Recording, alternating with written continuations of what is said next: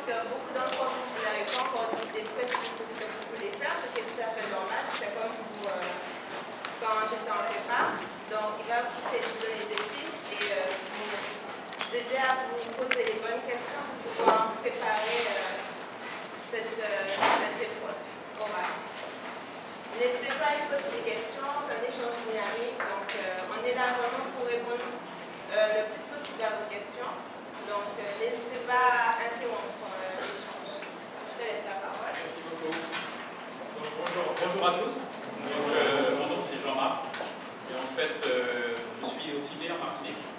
À l'époque, j'étais de l'autre côté de la baie, à Lansalade. Et j'ai intégré le lycée Bellevue. Ma mère, effectivement, a passé son bac ici. Je n'ai pas fait prépa. Moi, j'ai fait un bac technique commercial. À l'époque, ça s'appelait G3. Je crois qu'aujourd'hui, c'est STG, quelque chose. Et avant de démarrer, en fait, cette mini-présentation, cet échange, peut-être rappeler comment j'ai quitté Bellevue. À l'époque, en fait, j'étudiais l'économie, j'étudiais tout ce qui était secrétariat. Et je me souviens, en fait, c'était vers le mois de juin, juste après le bac. J'étais assis dans l'escalier, là où généralement beaucoup de jeunes s'assiedent pour commenter l'actualité ou parler des gens qui passent. Et je me souviens, en fait, à cette époque, je disais à une fille qui était là, qui était assise, je lui disais, tu sais, moi, je ne m'imagine pas vivre et travailler ici. Vivre peut-être, mais travailler, j'imagine une vie où je serais différent. J'irais effectivement à la recherche de mes rêves, sans chercher à me limiter parce qu'on me dit que les Antillais font ci, les Antillais font ça. J'imagine un autre futur pour moi. Bien que j'imaginais qu'en Martinique, il y a de belles choses à faire. Et à cette époque-là, en fait, ça m'a toujours marqué. Je disais ça à Yanis en revenant. Je me vois assis là en train de lui dire ça, et la fille qui me dit, toi, tu es fou. Un Martiniquais ne quitte pas son île.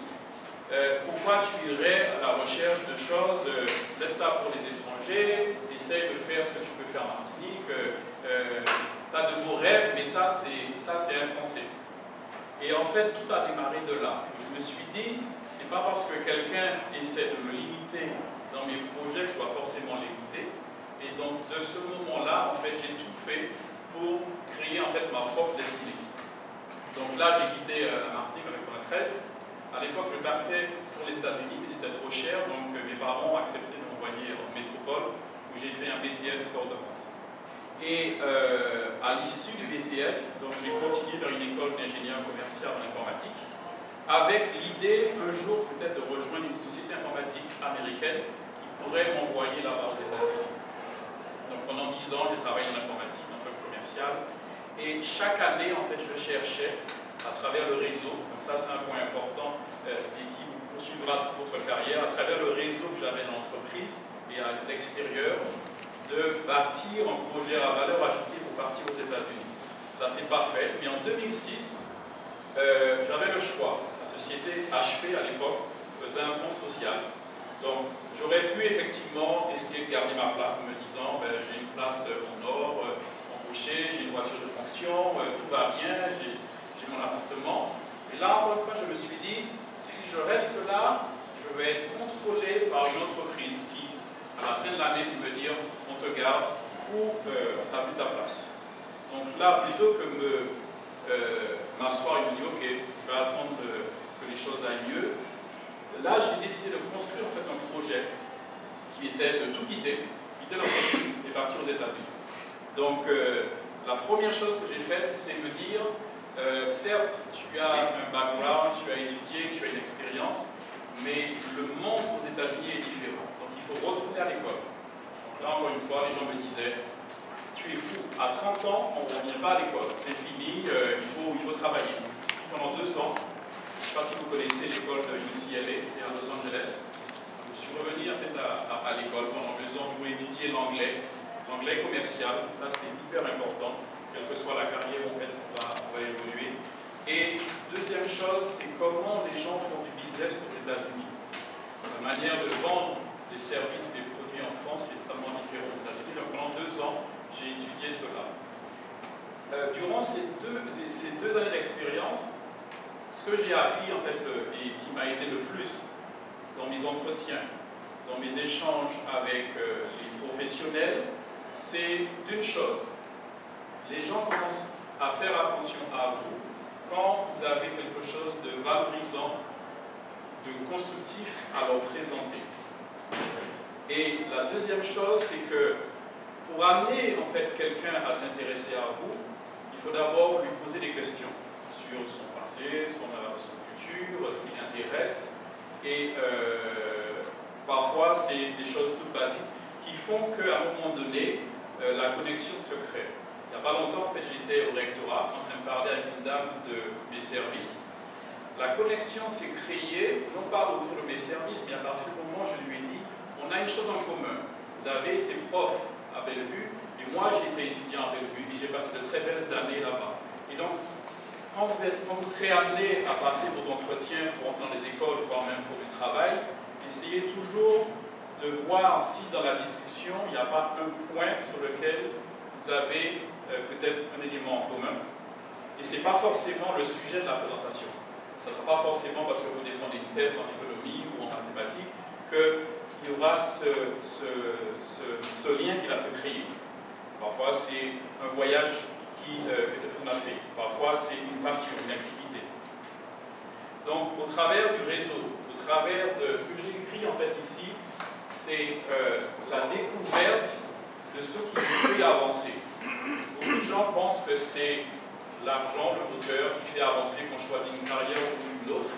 Et en fait, avec l'expérience, je me suis rendu compte que c'est des choses plus subtiles.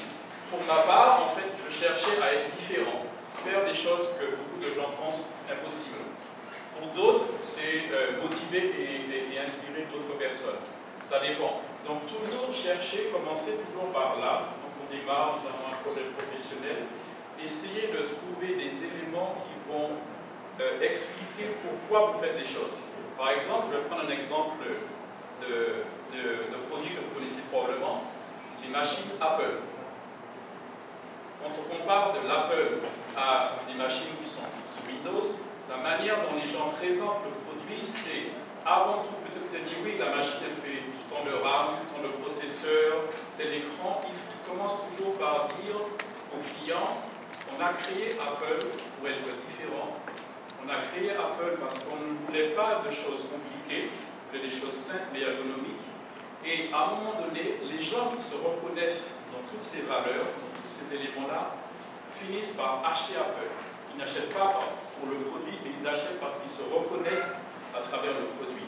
Et c'est pareil dans la communication que vous aurez effectivement avec vos professeurs, avec les écoles, avec vos employeurs. Donc quand vous démarrez une présentation, une explication en expliquant pourquoi pour vous ce projet professionnel est important, et là on parle de moteur, on parle de sentiment, d'émotion, vous avez plus de chances à accrocher la personne en démarrant juste sur une présentation, on va dire, technique. Ce deuxième point-là, ça c'est l'élément qui m'a le plus aidé et en fait, que j'ai construit aux États-Unis. Donc ils appellent ça personal branding. Et en fait, quand vous regardez une marque comme Nike, ils ont en fait un logo, c'est toujours le même logo, ils ont une couleur, et on associe Nike à une expérience qu'on veut avoir. On associe Apple, les gens qui portent les écouteurs Apple, ils portent ça par rapport à une expérience qu'ils veulent avoir et surtout un message qu'ils veulent passer par ailleurs. Donc pour vous, en tant que jeune étudiant et jeune professionnel, c'est important en fait de vous poser la question comment vous voulez que la personne qui est en face de vous, qu'est-ce qu'elle va retenir de vous? Quand vous quittez la salle, vous voulez qu'elle retienne que vous êtes quelqu'un de dynamique, parce que vous aurez peut-être une couleur qui a une approche plus dynamique, que vous avez éventuellement monté un site web dans lequel vous parlez de votre passion. Donc tout à l'heure je parlais des ressources humaines. Quelqu'un qui veut, par exemple, démarrer une carrière dans les ressources humaines, mais qui n'a pas réellement choisi sa voie ou trouvé l'entreprise qui pourrait effectivement l'accueillir. Une idée pourrait être de commencer à travers un site web à parler de cette passion, ou peut-être de reprendre des articles qui sont en relation avec cette passion des ressources humaines. Pourquoi c'est intéressant? Commencer à commenter, partager sur des forums, Et ce qui arrive, en fait, c'est qu'à un moment donné, puisque tout le monde aujourd'hui est disponible et regarde ce qui se passe sur Internet, à un moment donné, vous serez vu par d'autres. Quand j'ai démarré, en fait, ma carrière aux États-Unis, j'arrivais, je n'avais pas de réseau. Je connaissais peut-être 2-3 personnes. Et ce que j'ai fait, en fait, c'est constituer un blog dans lequel, en fait, je mettais des photos et mes histoires sur Los Angeles, en espérant que mes amis, ma famille aillent là-bas et regardent, effectivement, voilà, il fait ci, il fait ça, voilà, comme ça, c'est la journée. Et au final, en fait, les amis se sont plus orientés vers le téléphone, Skype et d'autres outils de communication. Et les gens qui m'ont trouvé, c'était des professionnels. Et en fait, j'ai été invité à plein de réunions. Il y a des Martiniquais qui sont basés à San Francisco qui m'ont invité parce qu'ils ont vu que j'étais présent sur Internet. Et c'est impressionnant le nombre de personnes qui aujourd'hui, en fait, entendent parler de mes services à travers Internet. Donc c'est soit un blog, soit sur LinkedIn, que vous connaissez peut-être. L'équivalent, en fait, ici, c'est Viadeo. Donc c'est l'outil qui permet de mettre une fiche professionnelle et de se constituer un réseau. Donc ça, c'est hyper important. Mettre en place très tôt votre message, comment vous voulez que le monde vous perçoive, à travers vos études, à travers vos missions, à travers vos couleurs, à travers les marques que vous aimez. Et le dernier point, c'est le réseau. Et en fait, je me suis rendu compte que tout démarre à l'école. Parce que demain, la personne qui est assise à côté de vous pourrait éventuellement être directeur ou directrice d'une société. Ou le voisin que vous avez pourrait se retrouver, voire même, au départ je me demandais, mais je n'ai pas de réseau, je connais quelques personnes, et à un moment donné je me suis dit, mais en fait, ces personnes que je connais, ils ont des parents, ils ont des tantes, ils ont des enfants. Comment ces tierces personnes pourraient m'aider à réaliser ce projet? Et à l'origine, en fait, ce qui s'est passé, tout à hasard, j'étais à Miami, en train de visiter une zone où je voulais m'installer, avant Los Angeles. Et le fait d'apparaître comme quelqu'un d'ouvert, parce que j'aurais pu, en étant tout seul, rester dans mon coin avec mon petit guide, écrire en français, débuter mon voyage, et puis j'embête personne, ou je n'ose pas aller vers l'autre parce que je ne maîtrise pas l'anglais. Finalement, en fait, il y a une fille qui s'est adressée à moi, qui me dit, mais en fait, il semblerait que tu visites comme moi, je vis à Los Angeles, tu fais quoi ici? J'ai dit, ben, je cherche à m'installer, je ne sais pas encore. Et à l'issue de la visite, ça a duré 5 heures, c'était sur Key West. C'est tout à fait le sud de Miami. Elle me dit en fait, à Miami, c'est beaucoup l'industrie de l'immobilier. Peut tourner vers le commerce, a priori, par rapport à ce que tu peux faire. Viens tenter tes chances à Los Angeles. Et en fait, tout a démarré en 2006. En 2005, en fait, j'ai signé ma lettre de démission chez HP. Tout vendu en partant effectivement là-bas. Et en quittant en 2006, j'ai lu en fait un livre de Jean-Louis Etienne. C'est un célèbre navigateur en fait, qui a parcouru les différents océans et qui allait jusqu'au pôle Nord. Et en fait, la phrase, la citation qu'on a mise m'a toujours accompagné. Parce que jusqu'au moment où je mettais des barrières en me disant ouais, ben, les gens ne font pas comme si on n'ose pas faire ça parce qu'on ne parle pas anglais. Et à partir du moment où j'ai dépassé cette limitation, me disant c'est pas grave, s'ils ne le font pas, c'est parce qu'ils ne veulent pas le faire, s'ils critiquent, c'est parce que peut-être qu'ils sont jaloux ou qu'ils auraient aimé le faire mais ils n'osent pas. Et au final, ça reste une expérience enrichissante. Le fait d'avoir toujours de se remettre en question.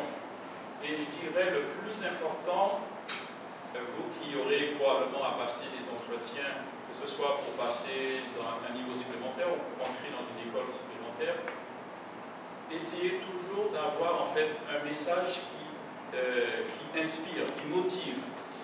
Si on se limite juste à dire je veux faire cette formation parce que j'aime ça, comme il y en a beaucoup qui disent la même chose, vous aurez du mal à vous démarquer. Alors que, par exemple, si je reviens sur les ressources humaines, si vous arrivez avec un message en disant la raison pour laquelle je m'intéresse aux ressources humaines, c'est parce que j'ai vécu un conflit dans mon île. Et ça m'a fait de la peine de voir que certains salariés étaient bafoués, ne respectaient pas leurs lois. Et en fait, je me suis dit en me réveillant qu'il faut que je fasse quelque chose pour aider ce que je peux aider. Ça, c'est un message qui est plus percutant que dire je vais faire ces études-là pour être ensuite éventuellement directrice des ressources humaines ou quelque chose lié à ça. Et pour chaque individu, il y a un élément. Et un moyen pour trouver ça, je fais souvent ça avec des clients, c'est que je reviens, en fait, je leur pose des questions par rapport à leur tout jeune âge, quand ils ont 5 ans. Généralement, vers 5-6 ans, c'est là où ce moteur-là se crée. Pour des raisons diverses, soit familiales, soit de formation, il y a un élément qui se crée. Et moi, je vous invite tous à essayer de savoir, à essayer de comprendre qu'est-ce qui vous motivait le plus quand vous aviez 5-6 ans. Donc, parfois, c'est difficile à se poser la question. Donc, pour ma part, j'ai demandé à ma mère, à mon père, à mes tantes, mes cousins, pour essayer de recoller tous ces morceaux-là en me disant, ok, quand je me trouve dans cette situation-là, je suis le plus motivé et j'arrive à convaincre des gens. Donc, qu'est-ce que je peux faire dans le futur pour me replacer dans cette situation? Voilà. C'était l'histoire que je voulais partager avec vous. Donc, si vous avez des questions sur l'expérience, sur d'autres éléments liés à la formation éventuellement.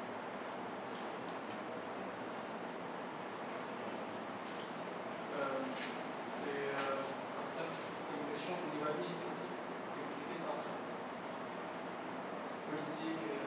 De partir aux États-Unis, par exemple, oui. Ou de partir ailleurs aux États-Unis. C'est assez simple, mais aux États-Unis. Au niveau administratif, ça peut paraître compliqué parce qu'il y a des visas, il y a des autorisations à obtenir.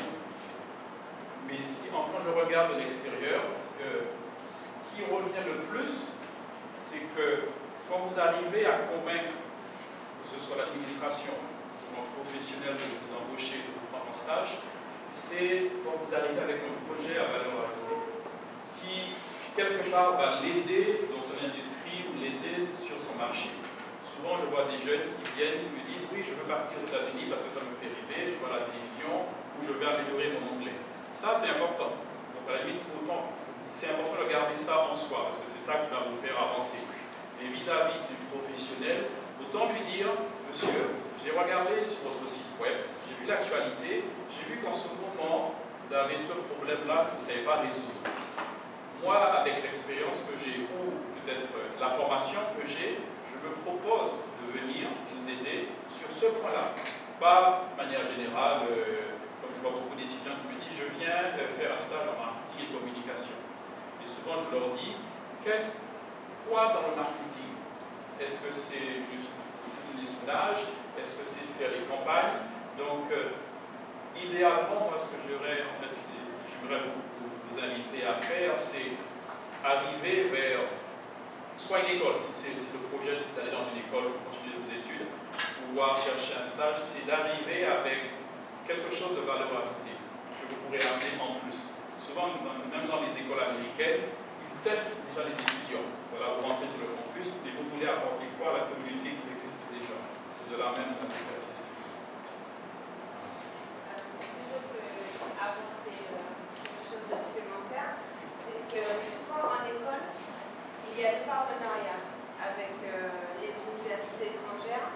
Donc, pendant ton cursus, tu peux aussi partir pendant 6 mois, pendant 1 an, dans une université. Ça peut être au Pérou, ça peut être en Europe du Nord, ça peut être aux États-Unis, aux Philippines, au Japon, en Chine, pour justement suivre les cours dans cette université. Et ça va te valider les crédits pour ton école de commerce. Donc, il y a ce genre d'expérience-là que tu peux avoir aussi. Autre question peut-être? Donc, le pourquoi du coaching, c'est une bonne question, c'est que avant le lycée, et c'est en faisant ce travail de découverte avec mes parents, mes cousins, ils m'ont dit en fait que je passais beaucoup de temps à conseiller des gens, voire même à leur apporter des petites aides, sans même qu'on me les demander. Et quand je suis arrivé en métropole faire mes études commerciales, je faisais aussi ça. Sans même me rendre compte, les amis venaient vers moi me demander, voilà, dans telle situation, qu'est-ce que tu ferais ou qu'est-ce qui serait bien à faire? Et arrivé aux États-Unis, comme j'étais le plus vieux de ma classe, j'avais 30 ans à l'époque, les jeunes étudiants, j'avais des camarades qui avaient 17 ans, 16 ans, 18 ans, me disaient, ah oui, tu vois, tu es le plus vieux, donc il paraît que tu connais bien la ville, que tu as vu ça, que tu as un réseau. Qu'est-ce qu'il faudrait faire dans cette situation? Et à un moment donné, c'était en 2006, j'ai mis tout ça effectivement dans la balance en me disant, il semblerait que ma personnalité va plus vers ça, va plus vers le conseil, vers les autres. Et la question qui s'est posée, c'est conseiller quoi et faire quoi comme conseil? Et donc en regardant, je me suis dit, il y a beaucoup d'étudiants étrangers qui viennent aux États-Unis, à peu près 800 000 par an, à peu près 7 000 Français. Ils arrivent à venir aux États-Unis, et la phase en fait qui suit, à savoir rentrer dans le monde du travail, est plus difficile. Et jusqu'aujourd'hui, très peu de personnes s'occupent de cette partie-ci. Donc j'ai décidé de me concentrer, et ça c'est hyper important. Essayer de trouver une niche dans laquelle on va s'intégrer et rechercher, voir ce qui peut aller avec sa personnalité. Et en fait, c'est hyper important ça, le fait de découvrir ce qui nous fait tilter et pas tilter, et après rechercher ces opportunités-là. Que ce soit un emploi, un stage, ou créer une entreprise.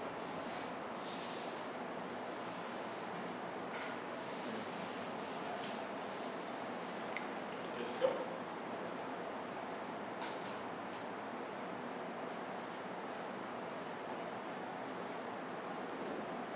Alors peut-être, moi j'ai une question pour vous. Qu'est-ce qui fait et pourquoi vous avez choisi d'intégrer cette école et cette formation?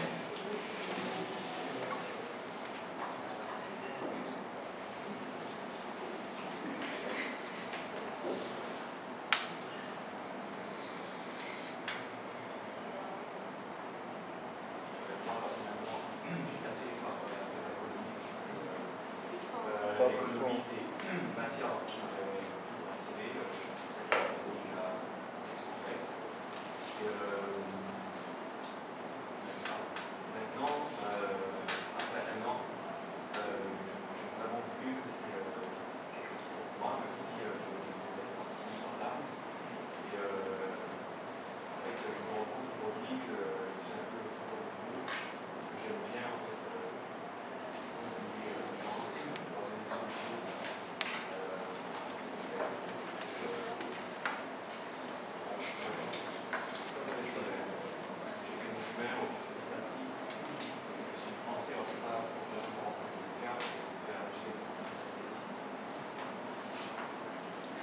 Donc c'est vrai qu'à un moment donné, on va faire des choix pour tester, pouvoir essayer, et je pense que quelque part, il ne faut pas se limiter. Moi, j'ai vu des adultes, voire jeunes adultes, qui ne savaient toujours pas où il fallait, et je pense qu'il ne faut pas avoir honte, même si derrière la famille dit que ça se fait, tu ne peux pas encore installer, tu n'as pas trouvé ta voie. C'est pas grave. L'essentiel, c'est de toujours chercher de ne pas baisser les bras. Et une technique que j'utilise souvent avec les clients, quand on est un peu perdu, on ne sait pas quelle voie professionnelle, donc je leur dis de lister peut-être 4-5 emplois qu'ils auraient aimé faire. Donc ils viennent avec leur liste. Et je leur dis, ok, donc dans cette liste-là, on va essayer de trouver des gens qui font déjà ce travail-là. Ils sont reconnus du fait de leur expérience, du fait de leurs résultats. Et la dernière étape, c'est d'aller interviewer ces gens-là pour essayer de savoir qu'est-ce qui leur plaît dans leur métier et comment ça se passe. Et assez souvent, en fait, au final, on finit par obtenir 1 ou 2 emplois, et c'est là que l'étudiant arrive, le jeune arrive à se profiler en disant, ok, il aime ça, et il se trouve que moi aussi j'aime ça, donc ça va bien coller. Assez souvent, on demande effectivement aux professionnels par quelle voie ils sont passés pour arriver à cet emploi-là. Donc là, on peut réorienter peut-être la formation, pouvoir même intégrer, si on a déjà changé d'école, des modules qu'on n'avait pas prévus. Et bien souvent, ces mêmes professionnels-là se ressentent redevables parce que quelque part, ils ont pris sur leur coupelle un jeune. Ils ont pendant peut-être 1 heure ou un quart d'heure délivré quelques conseils et ils servent en fait un peu de ce qu'ils appellent les mentors aux États-Unis. Et c'est des gens qui vont vous suivre. Et si vous faites l'effort de les tenir au courant de votre évolution, à un moment donné, puisqu'ils sont déjà bien installés dans la vie, ils pourront vous dire, écoutez, dans cette société-là, il se trouve qu'il y a un emploi disponible. Je peux faire l'effort de parler de toi à tel employeur. ou je te conseille de faire ci, de faire ça. Donc on revient toujours à la même chose. Le réseau, c'est avant tout en fait ce qui fait avancer quel que soit.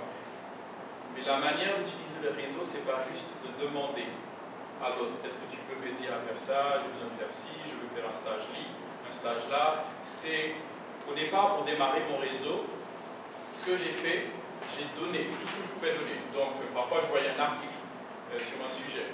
Vous allez dans des réunions où les gens parlaient de... Il y a une dame qui m'a dit un jour, oui, je rêve d'aller à Paris. Donc je suis rentré chez moi, je me suis dit, qu'est-ce que je peux lui envoyer sur Paris qui va l'aider dans son voyage? Et au final, en fait, c'est une dame qui me renvoie des clients de temps en temps. Tout ce que vous pouvez, parce que souvent les jeunes étudiants me disent, oui, mais je n'ai pas encore travaillé, donc j'ai rien à leur apporter. Et en fait, ça, c'est une erreur. Parce que dans l'expérience que vous avez tous, il y a au minimum un élément. Parfois, c'est, on parle de restaurant, et quelqu'un me dit, oui, je cherche un restaurant entier là, est-ce qu'il y a un endroit intéressant où aller? Rien que le fait de donner ça, ce conseil, cette adresse à cette personne, fait que dans la tête de l'autre, elle reste redevable. Voilà, un jour, je verrai comment je peux aider cette personne-ci. Ça peut être une émission, ça peut être un site web, ça peut être... Et le fait que votre génération d'aujourd'hui, vous êtes plus à l'aise dans l'utilisation des outils, réseaux sociaux, l'informatique, fait que ces professionnels-là, si vous pouvez les aider, moi, je vais t'aider à créer un profil sur tel réseau, ou je vais passer une information sur Facebook ou sur Internet. Ça, c'est une valeur que parfois les adultes, en fait, ne savent pas réaliser.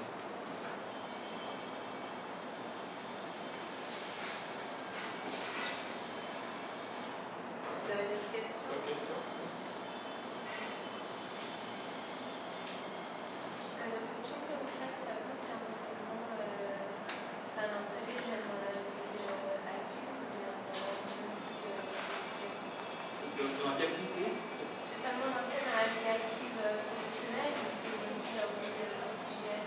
C'est les deux. En fait, les jeunes avec qui je travaille, ils ont fini leurs études aux États-Unis et en gros, ils se disent qu'est-ce que je fais. Donc, moi, je les aide non seulement à comprendre l'environnement économique aux États-Unis, la culture de l'entreprise, trouver un emploi et éventuellement s'installer. Il y a plein de choses qui se passent après avoir terminé les études et malheureusement, les écoles américaines ne sont pas encore toutes équipées pour accompagner ces jeunes. Donc, idéalement, quand j'ai créé l'entreprise, c'était de favoriser les échanges commerciaux entre la Martinique, l'Outre-mer et les États-Unis. Ça, c'est l'idéal. Quand j'aurais atteint ça en me disant, voilà, j'ai tel jeune qui a créé une entreprise d'import-export entre la Martinique et les États-Unis, là, je serais heureux parce que j'aurais l'impression d'avoir contribué quelque part au développement de l'île. Et ça, en fait, c'est la note sur laquelle je terminerai, c'est la richesse qu'on a ici, elle peut valoir de l'or effectivement à l'étranger. Parce que la façon dont on voit le monde de l'extérieur, aux États-Unis, ils n'ont pas cette souplesse. Parce qu'ils ont grandi dans un microcosme. On leur a dit, voilà, si vous êtes les plus beaux, vous êtes les plus forts, aux États-Unis, on a tout, alors que de l'extérieur, mais on apprend plus de choses sur le reste du monde, y compris les États-Unis, et là, c'est une force. Là, c'est vraiment une force. Quand il y a des jeunes qui me disent, oui, je vais aider une entreprise à se développer à l'export dans la zone Caraïbe, pour un Américain, ça a de la valeur. Parce qu'ils ne vont pas oser le faire. Parce qu'ils vont se dire, oui, c'est petit, on ne connaît pas les langues, on ne veut pas trop voyager là-bas, alors que pour eux, ça a de la valeur. Donc pour quiconque, on peut partir là-bas, essayer de voir ce qui peut les intéresser au final. Parce que c'est toujours ça que que ce soit l'immigration, l'administration, c'est qu'est-ce qui au final va les aider dans leur business.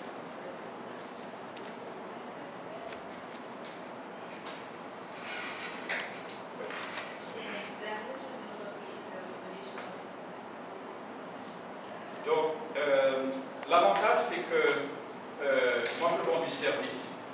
Donc, je suis à mon compte tout seul. De temps en temps, effectivement, j'embauche des étudiants qui sont sur place, des étrangers qui viennent avec moi. Et donc, avec les écoles, on signe des contrats sur lesquels ils reçoivent des unités pour valider leur diplôme en échange de services et de formation que je leur apporte. Et au niveau des charges, en fait, des entreprises qui ont déjà des salariés, ça varie en fonction de la taille. Et de ce que j'ai compris, c'est que c'est beaucoup plus flexible. Aux États-Unis, en fait, ils peuvent se séparer rapidement d'un employé. Arriver le matin, ça ne marche pas, ok, c'est fini, bye bye. En même temps, l'évolution est plus facile. Là-bas, quand j'étais en métropole, j'avais toujours l'impression en fait, d'être jugé, pas forcément sur mes compétences.